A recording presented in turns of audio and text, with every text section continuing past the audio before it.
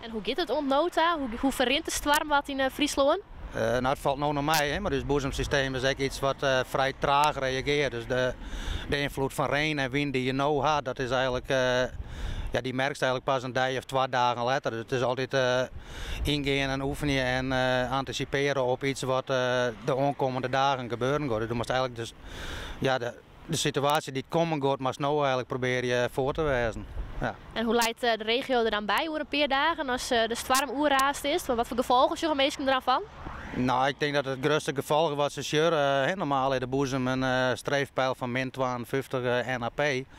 En dat is overal in Friesland in principe hetzelfde. Maar als je hele hudde zuidenwind hebt of aan zuidwest, ja, dan drukt al het water uit het zuiden drukt richting noordoost.